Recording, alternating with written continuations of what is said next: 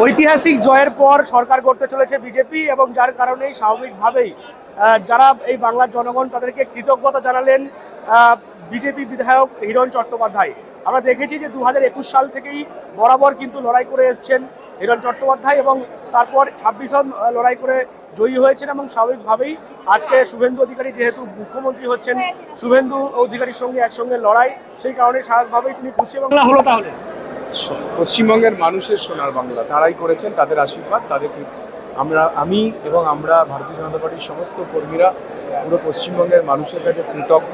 তাদের এই অসীম কৃপা, তাদের আশীর্বাদ, ভালোবাসা, স্নেহ সব কিছুর জন্য আমি কৃতজ্ঞ। এই লড়াইটা তো সহজ ছিল না, এর আগেও বহুবার আপনি লড়াই করেছেন।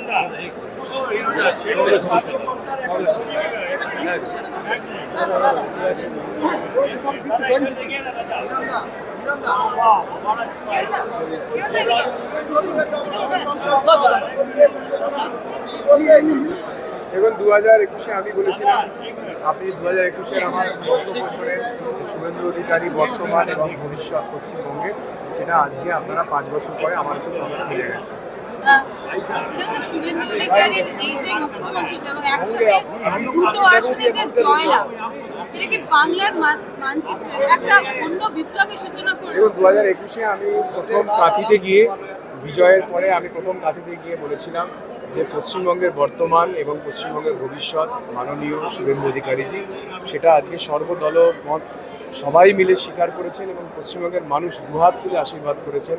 তারা মায়েরা আঁচল ভরে ভোট দিয়েছেন এবং সমস্ত ভাই বোনেরা ঝুলি ভরে ভরে ভোট দিয়ে ভারতীয় জনতা পার্টিকে জিতিয়েছেন। তার জন্য আমি কৃতজ্ঞ সবার কাছে।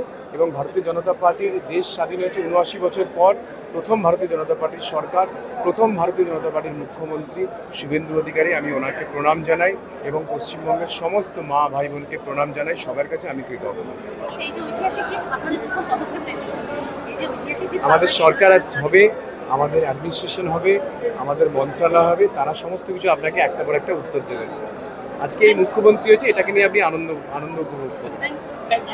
তিনি বলছেন যেহেতু শুভেন্দু অধিকারী মুখ্যমন্ত্রী হচ্ছেন, তাই আজকের দিনটা তারা আপনারা আনন্দ করুন এবং সকলে মিলে আনন্দ উচ্ছ্বাস করুন, এমনটাই কিন্তু বললেন হিরণ চট্টোপাধ্যায়। কি বলবেন আপনার এই বিষয় নিয়ে? অবশ্যই কমেন্ট করুন, কমেন্ট বক্সে।